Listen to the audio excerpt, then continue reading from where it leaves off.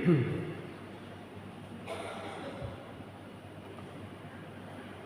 saudara-saudara, damai di hati. Tema khotbah pada saat ini adalah terpujilah Tuhan yang telah menyelamatkan. Saya melihat paling kurang ada 3 unsur yang terkandung di dalam tema ini. Yang pertama, mengandung unsur pengakuan bahwa Tuhanlah yang telah menyelamatkan kita, atau pengakuan bahwa Tuhanlah penyelamat kita. Nah, di dalam unsur yang pertama ini juga mengimplikasikan paling tidak 3 hal. Yang pertama ialah siapa itu Tuhan yang telah menyelamatkan kita. Yang kedua, bagaimana Dia menyelamatkan kita. Yang ketiga, untuk apa Dia menyelamatkan kita. Lalu unsur kedua yang terkandung dalam tema ini ialah unsur pujian kepada Tuhan yang telah menyelamatkan kita. Nah, dalam unsur ini pun paling kurang terkandung 2 implikasi. Yang pertama, apa arti pujian kepada Tuhan yang telah menyelamatkan kita itu? Dan yang kedua, bagaimana seharusnya kita mempersembahkan pujian kepada Tuhan yang telah menyelamatkan kita. Dan unsur yang ketiga yang terkandung dalam tema ini ialah bahwa keselamatan itu adalah pemberian atau anugerah Tuhan. Nah, paling tidak ini yang akan menjadi konten dari khotbah yang bertemakan terpujilah Tuhan yang telah menyelamatkan kita. Namun tentu saya harus membatasi durasi khotbah saya oleh karena pagi ini ada perjamuan kudus. Jangan sampai kita mengambil jam dari sesi yang kedua nanti. Nah, Bapak Ibu Saudara yang saya kasih dalam Tuhan kita Yesus Kristus. Jadi ceritanya bahwa umat Israel sudah dibebaskan oleh Tuhan sehingga boleh keluar dari negeri di mana mereka diperbudak selama paling kurang 400 tahun. Mereka sudah keluar dari negeri perbudakan yang bernama Mesir itu, sudah melakukan suatu perjalanan di padang gurun, dan kini mereka telah tiba di dekat-dekat kaki Gunung Sinai. Dan tempat itu di mana mereka berkemah sekarang adalah tempat di mana Musa mengalami pengalaman pertama kali berjumpa dengan Allah. Dan kita ingat itu melalui kisah tentang Allah yang menampakkan diri kepada Musa melalui peristiwa semak belukar yang terbakar dengan nyala api yang berkobar-kobar, tapi semak belukar itu sendiri tidak hangus terbakar. Itu adalah pengalaman pertama kali Musa mengalami perjumpaan dengan Tuhan, dan terjadi di tempat itu di mana umat Israel sekarang berkemah. Nah, lalu ketika mereka sudah berada di tempat itu, kita mengingat bahwa Musa sebelumnya telah menikah. Dia menikah dengan salah satu putri dari 7 putri dari tuannya sendiri sebenarnya yang bernama Yitro. Musa itu yang tadinya adalah seorang pangeran di kerajaan Mesir, tetapi oleh karena dia telah membunuh seorang prajurit Mesir karena simpatinya terhadap bangsanya sendiri, bangsa Israel yang sangat menderita di sana, dan akhirnya dia harus melarikan diri. Sehingga dia melarikan diri ke tanah Midian, dan dia menghambakan diri kepada seorang tuan tanah, tapi juga yang berperan sebagai seorang imam dalam agama di sana, di Midian itu, yang bernama Yitro. Lalu kemudian dia jatuh cinta dengan salah satu anak dari imam Yitro itu, dan dia kawin dengan anak dari imam Yitro itu yang bernama Sipora. Dan dari perkawinannya itu ia mendapatkan 2 orang anak. Anak yang pertama bernama Gersom, yang artinya aku telah menjadi orang asing di sebuah negeri. Dan itu sebenarnya mengasumsikan bahwa meski ia menjadi seorang asing di sebuah negeri, tetapi Allah tetap menyertai dia. Ada asumsi itu di balik arti nama Gersom. Lalu putra yang kedua bernama Eliezer, yang menggambarkan tentang Tuhan yang menjadi penyelamatnya. Jadi dari nama yang diberikan kepada 2 putranya ini sebenarnya menunjukkan Musa itu tetap memelihara imannya kepada Tuhan. Dan kita tahu bersama bahwa Yitro ini adalah seorang imam. Dalam hal ini imam paganisme, imam penyembahan berhala, imam dari suatu agama atau pemimpin rohani dari suatu agama paganisme, yaitu agama yang menyembah berhala, agama yang tidak mengenal Tuhan yang otentik, agama yang hanya menciptakan Tuhan-Tuhannya sendiri, Tuhan yang disebut sebagai ilah, yang punya mata tapi tidak bisa melihat, punya tangan tapi tidak bisa menggenggam, punya kaki tapi tidak bisa berjalan, punya mulut tapi tidak bisa makan, punya hidung tapi tidak bernafas. Karena apa? Karena Tuhan mereka itu adalah patung, berhala. Nah, jadi suatu kondisi kerohanian dari Yitro, mertua Musa, dengan Musa sendiri adalah sangat berbeda. Dan rupanya meskipun Musa bekerja kepada Yitro dan kemudian menjadi menantu dari Yitro, dan nampaknya hubungan kekeluargaan antara Musa dan Yitro ini baik sekali, tetapi mereka berbeda di dalam keyakinan, mereka berbeda di dalam iman. Di mana Musa itu meskipun hidup di tengah-tengah lingkungan yang menyembah berhala, dia tetap memelihara imannya kepada Allah yang disembah oleh nenek moyangnya, Abraham, Ishak, dan Yakub. Allah yang mereka kenal dengan nama Elohim atau Adonai atau Yehova.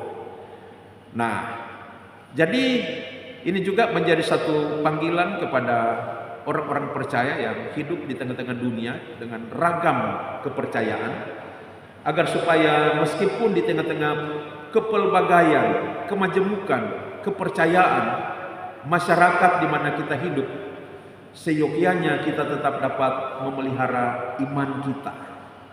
Jadi cara hidup kita itu harus inklusif, harus terbuka, sehingga dapat mewujudkan kehidupan yang bersama, yang penuh damai, penuh cinta, penuh toleransi. Tetapi dalam hal iman itu harus tetap eksklusif. Nah, ini kita belajar dari Musa. Iman itu final, bahwa saya percaya kepada Kristus dan takkan pernah berubah. Meskipun orang-orang di sekitar saya itu tidak menaruh keyakinan iman kepada Yesus sebagai satu-satunya Tuhan dan Juru Selamat. Jadi inklusif dalam sikap, tetapi eksklusif di dalam iman. Nah, jadi ini penting sekali, sebab ada ajaran-ajaran yang sebenarnya muncul dari kalangan kekristenan juga, bahwa di tengah-tengah konteks kemajemukan masyarakat dengan kepelbagaian keyakinan agamawinya, maka orang Kristen itu bukan hanya harus inklusif di dalam sikap, tetapi juga harus inklusif di dalam iman. Sehingga di dalam inklusivitas iman itu, keterbukaan iman itu, kita juga terbuka untuk mengakui bahwa Allah yang disembah oleh agama-agama lain adalah Allah kita juga. Dan Tuhan yang mereka percayai sebagai Juru Selamat adalah juga harus kita akui sebagai Juru Selamat kita. Nah, kalau sudah seperti ini, tidak ada lagi keunikan iman Kristen itu. Artinya kita diajar dan diajak untuk mengakui bahwa semua agama adalah jalan keselamatan yang berbeda-beda, tetapi akan tiba pada tempat yang sama, yaitu Allah dan surganya. Padahal jelas sekali eksklusivitas iman yang diajarkan oleh firman Tuhan, bahwa hanya satu jalan menuju pada keselamatan, hanya ada satu Allah, yaitu Allah yang telah menyatakan diri di dalam Yesus Kristus, dan bahwa hanya melalui Yesus Kristus saja manusia bisa datang dan tiba kepada Bapa di sorga. Yohanes 14 ayat 6. Akulah jalan dan kebenaran dan hidup. Tidak ada yang sampai kepada Bapa kalau tidak melalui aku. Jadi kita belajar dari Musa. Sikap itu inklusif atau terbuka, tapi iman itu eksklusif. Sudah final, tertutup untuk pengaruh dari ajaran-ajaran iman orang-orang yang lain, agama-agama yang lain. Nah, Bapak Ibu Saudara-saudara yang saya kasih dalam Tuhan kita Yesus Kristus, realita keperbedaan antara Musa dan mertuanya Yitro ini tentu juga menjadi sebuah pesan bagi kita yang hidup di tengah-tengah keperbedaan, yang meskipun bukan hanya keperbedaan agama, tapi juga keperbedaan dalam berbagai segmen kehidupan, termasuk dalam hal politik. Sehingga jangan sampai oleh karena bulan depan itu kita akan melakukan pesta demokrasi, pilkada di daerah kita untuk memilih pemimpin daerah, pemimpin kota, kabupaten. Lalu kemudian keperbedaan figur membuat kita jadi saling membenci satu dengan yang lain. Jadi saya kira sudah jelas sekali bagi kita ya, bahwa politik itu adalah merupakan hak pribadi, dan kita bebas untuk menentukan pilihan terhadap figur yang mana, terhadap warna yang mana, dan itu tidak menjadi sekat yang memisahkan kita dalam berelasi secara damai antara kita satu dengan yang lain. Dan ini juga menjadi pesan bagi kita yang hidup dalam konteks kekeluargaan seperti Musa dan Yitro, yang meskipun berbeda dalam keyakinan tetapi bisa memelihara kerukunan, kekeluargaan. Apalagi kita orang-orang percaya yang satu di dalam keyakinan, sama-sama percaya Yesus. Tetapi anehnya ada saja keluarga-keluarga yang bertengkar satu dengan yang lain, orang tua dan anak, anak dan mertua, suami dan istri, padahal keyakinannya satu, yang seharusnya justru lebih menampakkan keteladanan bagaimana hidup yang harmoni, penuh kasih sayang, seperti yang dicontohkan oleh Musa dan Yitro ini. Nah, jadi Bapak Ibu Saudara-saudara yang saya kasih dalam Tuhan kita Yesus Kristus, dikala umat Israel sudah berkemah di dekat kaki Gunung Sinai itu, Yitro yang ada di Midian mendengar kabar itu. Dan ketika dia mendengar kabar itu, maka berkemaslah ia, lalu ia membawa anaknya Sipora yang adalah istri Musa itu, dan dua orang cucunya yaitu Gersom dan Eliezer. Lalu kemudian mereka mengadakan perjalanan untuk pergi menjumpai Musa. Ini mertua yang hebat. Kalau kita sudah menjadi mertua, kita belajar untuk menjadi mertua yang hebat juga, yang selalu mengupayakan persatuan dari anak-anaknya yang sudah menikah. Dan kita melihat gambaran itu, perjalanan antara Midian sampai ke Gunung Sinai itu kira-kira 2 minggu perjalanan kaki. Jadi tidak terlalu jauh. Dan pergilah Yitro dan anaknya serta 2 orang cucunya itu menjumpai Musa di perkemahan di kaki Gunung Sinai itu. Ketika Musa mendengar kabar bahwa mertuanya, istri dan anak-anaknya ada, maka dia begitu antusias, gembira, penuh sukacita menyambut mereka. Begitu berjumpa, langsung dipeluk semuanya, cipika-cipiki, menanyakan keadaan bagaimana kamu, ada baik-baik? Jawab, puji Tuhan, orang semua ada baik-baik. Puji Tuhan, Musa, kamu juga baik-baik. Padahal pekerjaan di Mesir itu sangat berisiko. Setelah itu Musa membawa mereka masuk ke dalam kemah, dan di dalam kemah mereka melanjutkan perbincangan mereka. Kita dapat membayangkan bagaimana sukacita dari Musa yang berjumpa dengan istrinya, sukacita dari istrinya yang berjumpa dengan suaminya, sukacita dari seorang papa yang berjumpa dengan 2 orang putranya, sukacita dari 2 orang putra yang berjumpa dengan papanya. Katakanlah kurang lebih ada 1 tahun mereka terpisah.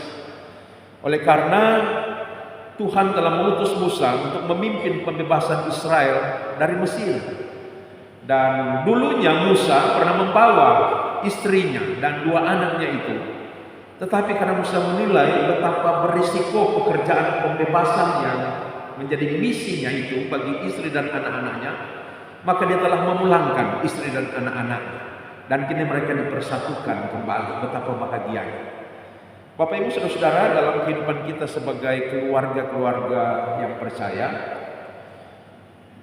ada kalanya suami istri, orang tua, anak-anak harus terpisahkan sementara oleh karena pekerjaan di luar daerah, oleh karena sekolah, anak-anak yang sekolah di luar daerah, dan oleh karena berbagai hal. Dan puji Tuhan, ada kesempatan-kesempatan di mana Tuhan membuat suami istri, orang tua, anak-anak yang terpisah sementara oleh karena pekerjaan, oleh karena studi, boleh berjumpa dalam waktu-waktu yang tertentu. Dan karena itu tentu penting sekali bagi kita untuk berpikir ketika perjumpaan itu terjadi, kita mengupayakan suatu quality time dengan keluarga. Jangan sampai ada orang yang saya kenal kerja di luar daerah, katakanlah kerja di Weda misalnya. Sekarang Weda lagi ngetop ya, jadi tempat pekerjaan dari sejumlah orang. Lalu pulang setelah 3 bulan dapat cuti pulang, tapi waktu dia pulang, apa yang dia lakukan? Ternyata dia sudah atur jadwal untuk reuni dengan teman-teman SMA, reuni dengan teman-teman SMP, reuni dengan teman-teman kuliah, sehingga waktu untuk keluarga sulit sekali. Pada cutinya hanya 2 minggu. Jadi sayang sekali waktu-waktu yang berkualitas untuk keluarga itu terbuang begitu saja. Nah, oleh sebab itu kita belajar, apalagi kita keluarga-keluarga yang setiap hari diberikan oleh Tuhan kesempatan untuk boleh bersama, boleh duduk makan bersama, boleh tidur bersama suami istri, orang tua, anak-anak. Mari kita menjaga agar supaya quality time sebagai satu keluarga itu dapat kita wujudkan untuk menikmati kehidupan berkeluarga yang penuh sukacita, yang ada intimasi, keakraban, kedekatan satu dengan yang lain. Nah, Bapak Ibu Saudara-saudara yang saya kasih dalam Tuhan kita Yesus Kristus. Lanjut cerita, begitu berada di dalam kemah, Musa menceritakan tentang apa? Tentang perbuatan-perbuatan Allah yang membuat orang-orang Mesir secara terpaksa harus membiarkan umat Israel keluar dari negeri mereka, meninggalkan negeri mereka, dan tidak lagi hidup di dalam perbudakan mereka.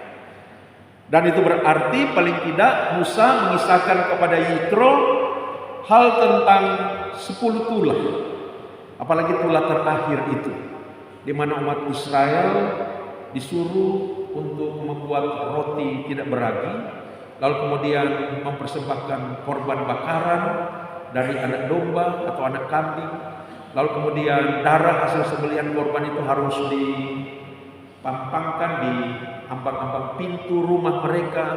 Kita semua sudah tahu ceritanya. Dan bagaimana kemudian ketika malaikat datang lewat, ada pintu rumah yang ada tanda darah anak domba itu dilewati. Tetapi rumah-rumah orang Mesir, malaikat pencabut nyawa utusan Tuhan kemudian mencabut nyawa setiap anak sulung Mesir, baik anak sulung manusia maupun anak sulung dari hewan-hewan. Dan itu yang membuat Firaun itu akhirnya menjadi lemah hatinya dan membiarkan umat Israel itu keluar, pergi dari negeri mereka, tanah Mesir itu, saudara-saudara. Tentu Musa juga menceritakan tentang kedahsyatan keajaiban Allah dalam hal peristiwa laut Tebrau yang terbelah menjadi 2. Tentu juga Musa menceritakan bagaimana ketika memasuki padang gurun saat perbekalan mereka habis, air habis, terjadilah keajaiban di Masa dan Meriba ketika tongkat Musa itu menyentuh gunung batu, keluar air yang sangat jernih yang mencukupkan kebutuhan mereka akan air minum. Tentu juga Musa menceritakan tentang bagaimana kebutuhan makanan mereka dipenuhi oleh Tuhan dengan cara yang ajaib. tersedia roti mana di pagi hari sebelum matahari terbit. Demikian juga di petang hari, Tuhan mengirimkan setiap petang hari ada burung-burung puyuh yang menjadi daging santapan yang lezat bagi mereka sepanjang perjalanan mereka di padang gurun itu. Tentu juga Musa menceritakan tentang bagaimana bangsa Amalek dengan tentara-tentaranya yang hebat dan kuat itu memerangi mereka, tetapi mereka sebagai bangsa budak yang tak pernah berlatih perang, yang tak pernah berlatih ketentaraan, yang tak pernah berlatih militer, ternyata mereka sanggup mengalahkan tentara-tentara bangsa Amalek itu. Tentara-tentara yang hebat, posturnya besar-besar, terlatih secara militer, dapat dikalahkan oleh bangsa budak. Selama Musa berdoa dan mengangkat tangannya, bangsa Israel pukul kalah bangsa Amalek. Tetapi karena Musa lelah, tangannya kemudian terkulai kembali. Bangsa Amalek balik memukul kalah bangsa Israel. Tetapi ketika Harun dan Hur menopang tangan Musa sehingga dia tetap mengangkat tangannya, bangsa Israel memukul kalah bangsa Amalek. Ini ajaib, semuanya diceritakan kepada Yitro, mertuanya, saudara-saudara. Nah, Bapak Ibu saudara-saudara, sebelum kita melihat reaksi daripada Yitro ini, sesungguhnya semua kisah tentang perbuatan-perbuatan Allah yang ajaib yang disampaikan oleh Musa kepada Yitro itu menunjukkan siapa Allah Israel itu. Ternyata Allah Israel adalah Allah yang hidup, Allah yang hebat, Allah yang berkuasa, Allah yang perkasa. Sehingga bangsa Mesir yang adalah merupakan bangsa adidaya tak terkalahkan pada waktu itu, militernya yang paling maju dari semua bangsa-bangsa yang ada di Timur Tengah pada waktu itu, ternyata bisa dikalahkan oleh tangan Tuhan yang teracung bagi mereka. Maka ini menunjukkan Allah Israel adalah Allah yang hidup, Allah yang otentik, Allah yang benar. Artinya, inilah maksudnya ketika Perjanjian Lama mencatat tentang perbuatan-perbuatan ajaib Allah, untuk menunjukkan kepada Israel sendiri dan untuk menunjukkan kepada bangsa-bangsa di sekitar Israel bahwa Allah Israel adalah Allah yang hidup, Allah yang sebenarnya. Berbeda dengan bangsa-bangsa kafir yang ada di sekitar Israel, berbeda dengan bangsa Mesir yang Allah mereka seperti yang saya gambarkan tadi, Allah yang palsu. Karena apa? Patung, punya mata tapi tidak melihat, punya kaki tapi tidak berjalan, punya tangan tetapi tidak bisa menggenggam, punya hidung tapi tidak bernafas. Kenapa? Karena Allah mereka adalah Allah yang palsu. Maka ketika perbuatan-perbuatan Allah yang ajaib itu menunjukkan bahwa Allah Israel adalah Allah yang hidup, ini mengandung pesan bahwa hanya Allah Israel yang patut disembah, dipuja oleh manusia. Itu Perjanjian Lama. Kalau dalam Perjanjian Baru ketika Injil-Injil mencatat tentang mujizat-mujizat yang dilakukan oleh Yesus, itu mau menunjukkan bahwa di dalam diri Yesus itu ada kuasa kealahan. Dan bahkan mujizat-mujizat Yesus, mujizat-mujizat fisik, menyembuhkan orang sakit, mengusir roh-roh jahat dari orang-orang yang dirasuk, termasuk mujizat-mujizat alam, meneduhkan badai Tofan di pantai danau Galilea, memberi makan ribuan orang, dan bahkan mujizat membangkitkan orang mati. Nah, mujizat-mujizat Yesus itu bermaksud membuat manusia berpikir dan mengambil kesimpulan tatkala melihat dan mendengar mujizat Yesus, berarti Yesus adalah Tuhan, berarti Yesus adalah Allah.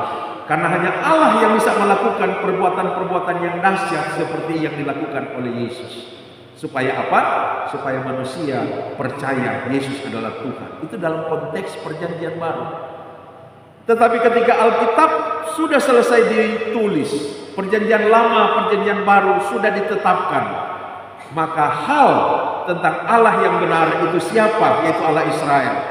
Bahwa hal tentang Yesus adalah Tuhan, itu dapat diketahui oleh manusia melalui firman yang tertulis di dalam Alkitab. Tidak lagi melalui penglihatan-penglihatan akan mujizat-mujizat itu.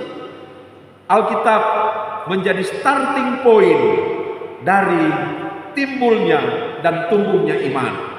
Karena itu sekali lagi seperti pelajaran minggu lalu soal iman yang menyelamatkan itu, iman itu timbul bukan lagi dari penglihatan akan keajaiban-keajaiban perbuatan Allah, akan tetapi iman itu timbul dari pendengaran akan firman Kristus seperti yang dikatakan dalam Roma 10 ayat 17. Jadi saya kira ini penting untuk kita ingat kembali supaya jangan sampai kita terjerumus pada pemikiran-pemikiran dan ajaran-ajaran yang dangkal, di mana selalu saja ada ajaran, selalu saja kita terjebak dalam pemikiran yang dangkal seperti karena Allah, Alkitab Allah yang ajaib, karena Yesus itu sanggup menyembuhkan, maka kalau kita sakit datang kepada Dia, klaim dalam nama Yesus, sakit kita pasti sembuh secara mujizat. Tidak seperti itu, saudara-saudara. Mengapa tidak seperti itu? Satu, banyak sekali orang sakit dulu, Yesus hanya menyembuhkan sejumlah orang, tidak semuanya. Termasuk di kolam Bethesda itu ratusan orang sakit, yang disembuhkan hanya satu, saudara-saudara, orang yang lumpuh angkat letih dan berjalan. Tidak bermaksud Yesus datang untuk memberikan kesembuhan fisik lengkap kepada semua orang yang sakit. Ya tidak perlu rumah sakit lagi berarti. Kalau di dalam Kristus semua sakit itu sembuh secara ajaib. Tidak perlu minum obat, tidak perlu ke dokter, sembuh secara ajaib. Tidak perlu ada rumah sakit, tidak perlu ada dokter, tidak perlu ada perawat dan seterusnya. Jadi bukan itu maksudnya. Kalau kita jatuh sakit, datang ke dokter. Dokter adalah anugerah Tuhan untuk kesembuhan. Datang ke rumah sakit agar supaya kita mengalami kesembuhan. Semua itu adalah anugerah Tuhan. Tuhan bekerja memberikan kesembuhan melalui pekerjaan para medis pada konteks masa kini. Dan pemahaman-pemahaman yang dangkal seperti tadi membuat banyak orang yang jadi korban. Boleh sampai umur 70-80 tahun, baru umur 50 tahun, tidak mau ke dokter karena apa? Ajaran tadi, klaim dalam nama Yesus, sakitmu pasti sembuh. Tidak sembuh, malah mati. Kalau datang ke dokter, mungkin masih boleh sampai umur 70-80 tahun. Tapi karena percaya ajaran yang dangkal seperti itu, cuma sampai 50 tahun, cuma sampai 55 tahun, cuma sampai 60 tahun. Kita meyakini dan keyakinan kita mutlak, Yesus sanggup menolong kita dari sakit. Namun Dia menolong kita melalui para medis, bukan melalui dukun, bukan melalui tonaas, bukan melalui cara-cara yang tidak masuk akal, tetapi melalui cara yang masuk akal, yaitu ilmu pengetahuan medis yang adalah anugerah Tuhan. Maka kalau sakit, berdoa, datang ke dokter. Lalu kemudian yang kedua, ajaran klaim dalam nama Yesus, masalahmu selesai, itu mereduksi. Mereduksi artinya apa? Memperkecil, mempersempit arti dan makna dari kuasa Yesus. Mengapa? Saya sudah gambarkan tadi, mujizat Yesus itu bukan hanya mujizat penyembuhan, tapi juga mujizat alam. Bukan hanya menyembuhkan sakit, sembuh, tapi juga membangkitkan orang mati. Tapi mengapa sekarang tidak ada ajaran klaim dalam nama Yesus? Kalau ada kekasihmu yang meninggal, klaim dalam nama Yesus, pasti hidup kembali, bangkit dan hidup kembali. Mengapa tidak ada? Nah, karena itu saya katakan ajaran seperti itu dangkal dan reduksional, artinya mempersempit, mengecilkan arti dari eksistensi kuasa Allah. Nah, jadi saudara-saudara, saya tidak ulangi lagi, kita lanjut di dalam cerita ini. Begitu mendengarkan penuturan kisah dari Musa tentang bagaimana perbuatan-perbuatan Allah yang ajaib yang membuat bangsa Israel itu dapat keluar dari perbudakan di tanah Mesir itu, apa reaksi dari Yitro? Reaksinya, satu, dia bersuka cita mendengarkan Israel diselamatkan dari perbudakan. Dua, dia memuji Tuhan, dia katakan terpujilah Allah yang telah menyelamatkan umatnya. Yang ketiga, dia mengakui bahwa Allah Tuhannya Israel adalah Tuhan yang otentik, lebih hebat daripada Allah bangsa-bangsa lain, termasuk dari Allah bangsa Midian yang disembah dan dilayani olehnya. Terjadi pengakuan, saudara-saudara. Lalu kemudian yang keempat, Yitro mempersembahkan korban bakaran sebagai tanda penyembahannya kepada Tuhan. Artinya sekarang Yitro menjadi percaya kepada Tuhan. Saudara-saudara, mengapa Tuhan membebaskan Israel dari perbudakan di Mesir? Yang pertama adalah agar supaya Israel dapat dibentuknya menjadi umatnya. Kita ingat ketika Tuhan menampakkan diri kepada Musa lewat semak belukar yang menyala tapi tidak terbakar itu, Tuhan memerintahkan Musa untuk pergi menghadap Firaun dan berkata, izinkanlah umat Israel pergi keluar dari negerimu supaya mereka dapat beribadah kepada Allahnya di padang gurun. Jadi pernah saya bertanya, Tuhan membawa Israel keluar dari Mesir menuju kemana? Sebagian besar menjawab menuju ke tanah perjanjian. Saya katakan salah. Tuhan membawa Israel keluar dari tanah Mesir pertama untuk membawa mereka beribadah di padang gurun. Baru setelah beribadah di padang gurun dibawa lanjut pergi ke tanah perjanjian, tanah Kanaan. Jadi Tuhan membebaskan Israel dari perbudakan di tanah Mesir untuk apa? Untuk membuat mereka menjadi umatnya yang kudus, yang beribadah kepadanya, dan yang memiliki perilaku hidup yang sesuai dengan kehendaknya. Untuk apa? Agar supaya bangsa-bangsa di sekitar mereka tahu, melihat, dan menjadi percaya bahwa Tuhan Allah Israel adalah Tuhan yang benar. Itu tujuannya. Dan yang kedua, tujuan Allah membebaskan Israel dari tanah Mesir untuk menjadi gambaran bagi proses penyelamatan yang hendak dikerjakan Tuhan bagi semua manusia melalui karya salib Yesus Kristus. Jadi pembebasan Israel dari Mesir, dari perbudakan itu adalah gambaran tentang bagaimana Allah membebaskan manusia dari perbudakan dosa. Melalui apa? Melalui perbuatannya yang ajaib. Apa? Dia sendiri menjadi manusia, rela menderita dan tersalib mati di kayu salib, bangkit pada hari yang ketiga. Ketika di kayu salib itu dia meregang nyawa, maka pada saat itu dia telah mengalahkan maut yang memperbudak manusia dari dosa, yang memperbudak manusia dari hidupnya, sehingga manusia terbebas dari dosa, terbebas dari maut, dan beroleh keselamatan. Nah, kita ditebus dari dosa, diselamatkan melalui karya salib Yesus untuk apa? Ya seperti tadi, untuk menjadi umat Allah, umat kepunyaan Allah yang beribadah kepadanya. Jadi kita diselamatkan, kita ditebus dari dosa untuk apa? Untuk beribadah kepadanya, menjadi umatnya, yang melalui ibadah itu menjadi pangkalan di mana kita dibentuk, Israel dibentuk untuk mewujudkan kehidupan yang kudus. Kudus artinya berbeda, kehidupan yang berbeda dari cara hidup bangsa-bangsa sekitar, cara hidup yang berbeda dari cara hidup dunia sekitar. Itu tujuan Tuhan menyelamatkan kita, membebaskan kita. Nah, Bapak Ibu Saudara-saudara, jadi di sini kita dapat melihat Yitro itu boleh menjadi percaya kepada Tuhan Allah Israel, sehingga dia mengatakan betapa Allah itu adalah Tuhan yang hebat, melebihi Allah-Allah dari bangsa-bangsa, termasuk dari bangsanya sendiri. Terjadi pengakuan dan kemudian Yitro menyembah Tuhan lewat korban bakarannya. Bapak Ibu Saudara-saudara, sebenarnya ini juga tujuan Tuhan sejak awal, sejak dari Taman Eden. Allah menciptakan Adam dan Hawa, menyuruh mereka beranak cucu dan memenuhi bumi ini. Supaya apa? Supaya semua manusia yang memenuhi bumi ini menjadi umatnya yang hidup memuliakan Dia. Bayangkan saudara-saudara, kalau Adam dan Hawa yang beranak cucu tidak jatuh dalam dosa. Populasi manusia di bumi ini ada 8, sekian miliar sekarang yang tidak mengenal dosa. Pasti bumi ini sungguh-sungguh seperti kata pemazmur mencerminkan kemuliaan Allah. Tetapi Adam dan Hawa jatuh dalam dosa, keturunannya jatuh dalam dosa, termasuk kita semua sudah jatuh dalam dosa.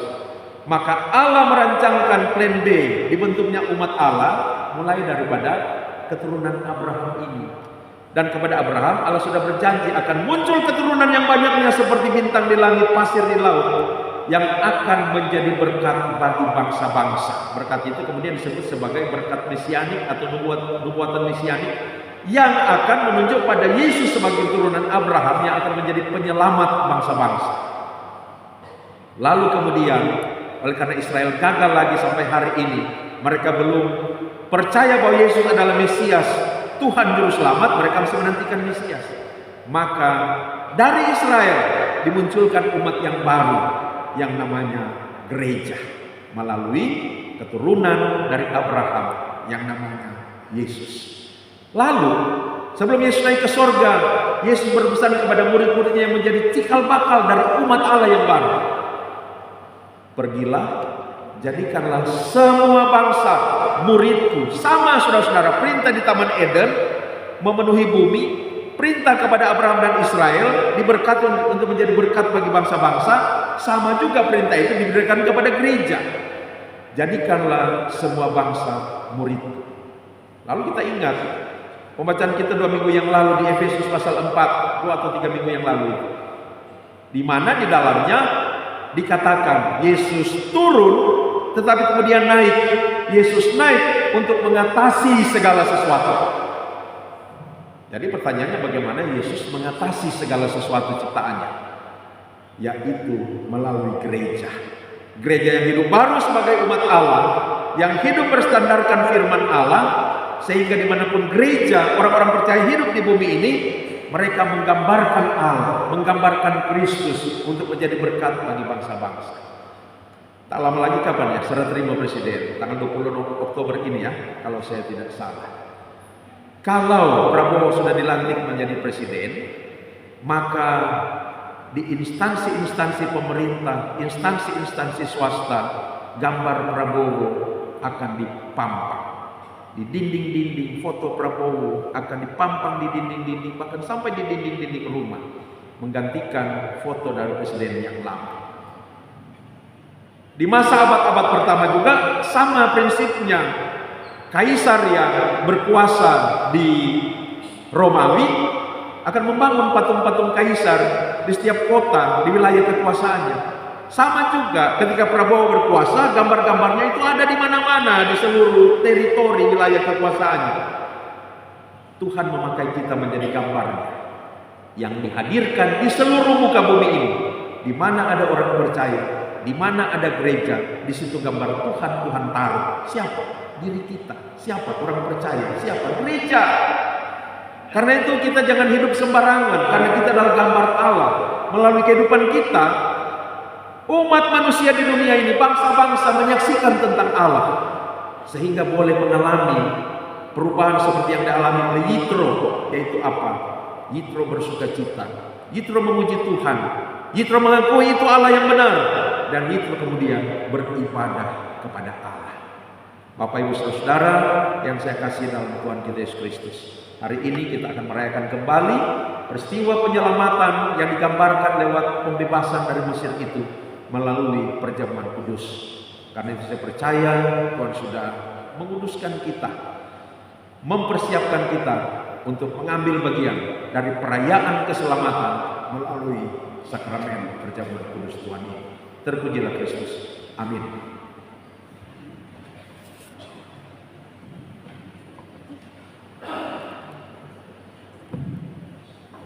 Jemaat diundang untuk berdiri.